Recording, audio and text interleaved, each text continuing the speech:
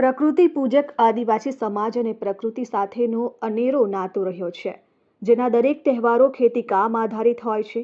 વાવણીથી લઈને કાપણી સુધી અને એમના બધા જ તહેવારો વૈજ્ઞાનિક અભિગમ સાથે જોડાયેલા હોય છે, જેને ભારતીય બંધારણમાં રૂઢિ પરંપરા તરીકે પણ સ્થાન આપવામાં આવ્યું છે. જ્યારે જ્યારે પ્રકૃતિ પોતાનું રૂપ બદલે છે, ત્યારે ત્યારે આદિવાસીઓ પોતાના તહેવારો ઉજવે છે. વૃક્ષો કે વનસ્પતિઓ પર નવી કૂપણો ફૂટે ત્યારે એક નવા જીવન ચક્રનું સર્જન થાય છે. કહેવાય છે કે એક સ્ત્રીને પ્રસૂતિ દરમિયાન જેટલી પીડા થતી હોય છે, એટલી જ પીડા વૃક્ષોને વનસ્પતિઓને પણ નવપલ્લવિત કૂપણો ફૂટે છે ત્યારે થતી હોય છે. પાનખર ઋતુ પૂરી થતાં વૃક્ષોને નવી કૂપણ આવે એ દિવસોમાં પિલવણીની ઉજવણી કરવામાં આવે છે.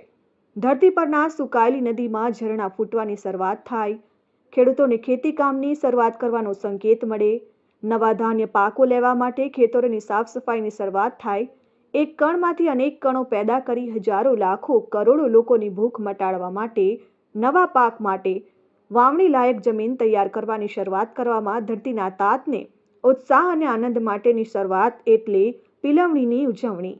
આટલા સંવેદનાસભર સંબંધો આદિવાસીઓના પ્રકૃતિ સાથે રહ્યા છે, જેના ભાગરૂપે પિલવણી ઉત્સવ ઉજવવામાં આવે છે. ત્યારે સુરત જિલ્લાના અંતરિયાળ ગણાતા ઉમરપાડાના ચારણી ગામ ખાતે આદિવાસી પંચ ગુજરાત દ્વારા પિલવણી ઉત્સવની ઉજવણી કરાઈ. આદિવાસી સમાજના મુખ્યત્વે લોકો પોતાના પરંપરાગત પરિધાનમાં જોવા મળ્યા. ચારણી ગામ ખાતેથી એક ટોપલીમાં વિવિધ પ્રકારના ધાનો એકઠા કરવામાં આવે છે. ત્યારબાદ તેમાં મહુડાઓના અર્ક મૂકવામાં આવે છે. ગામથી ડુંગર પર આવેલા કુળના દેવી દેવતા થાકન સુધી પરંપરાગત વાજિંત્રોથી તાલબદ્ધતા નાચ ગાન સાથે સાંસ્કૃતિક રેલી સ્વરૂપે ગીબ દેવની જાત્રા યોજવામાં આવી હતી. જ્યારે હિજારીના સ્વરૂપે લવાતી ટોપલીઓનું ધાન ચડાવવામાં આવે છે. સમાજ ભગતો પૂજારા દ્વારા પૂજા વિધિઓ કરવામાં આવે છે.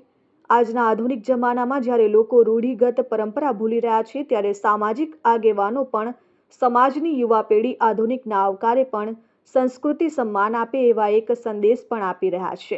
દિવસ દરમિયાનથી શરૂ કરવામાં આવેલ આ પિલવણી ઉત્સવની ઉજવણી મોડી રાત્રિ સુધી ચાલે છે, જેમાં રેલી જાત્રા પૂર્ણ થયા બાદ ઉત્સવ સ્થળે આદિવાસી સમાજના યુવાનો વડીલો દ્વારા નાચનું ગીતો વાજિત્રો સહિતની કૃતિઓ રજૂ કરવામાં આવે છે. તેમજ સમાજના આગેવાનો તજજ્ઞો દ્વારા સંસ્કૃતિ પરંપરા રૂઢિગત રીતિ રિવાજો વિશે માહિતગાર કરાય છે.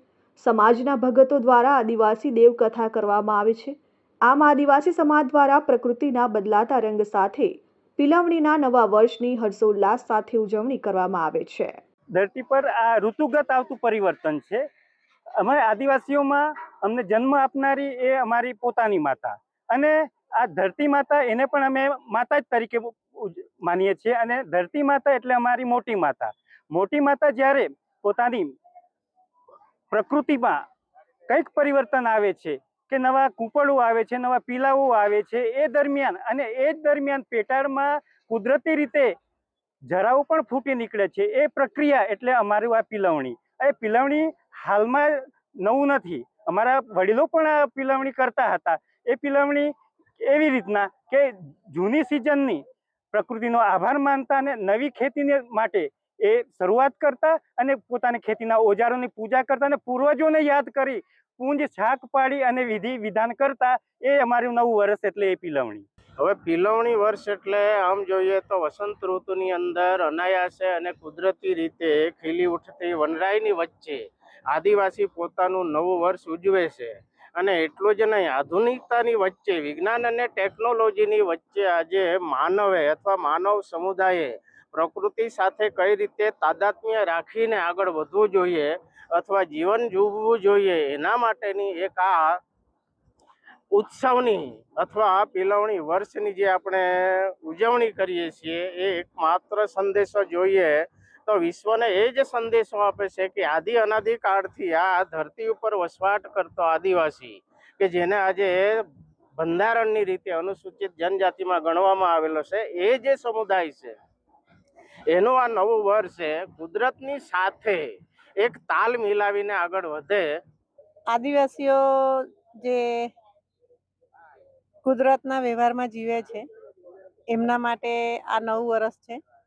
કારણ કે ચોમાસા પછીના જે 7-8 મહિના પછી ફરી પાછું જે કુદરત છે એ પોતાને તૈયાર કરે છે આ સિઝનમાં. વૃક્ષોના પાનો ખરી જાય, નવી કૂપળો આવે.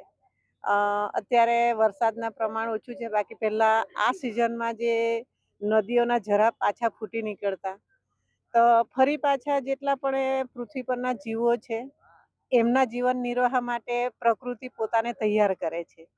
એટલે લીલાપ દેવીની પણ એક માઇથોલોજી આપણી સાથે જોડાયેલી છે કે આ સિઝનમાં એ ફરી પાછી એના દીકરા આવે છે, એની ખુશીમાં એ આવે છે અને આખી ધરતી પર ફરી પાછી હરિયાળી આવે છે. તો જે વૃક્ષો છે એમણે બીજ વેરી દીધેલા છે, આ ઝાડ છે જૂના પાન એમણે વેરી દીધેલા છે, એ પોતાને ફરી પાછા તૈયાર કરે છે. તો આખી જે ધરતી છે એ પોતાને ફરી પાછી તૈયાર કરી રહેલી છે. એટલે એ આદિવાસીઓ માટે જે કુદરતનું નવું વર્ષ શરૂ થાય એ જ આદિવાસીઓનું પણ નવું વર્ષ. એટલે પિલવણીમાં આદિવાસીઓ નવા વર્ષ તરીકે એની ઉજવણી કરતા હોય છે. વિજય યાદવ, RN ન્યૂઝ, ઉમરપાડા.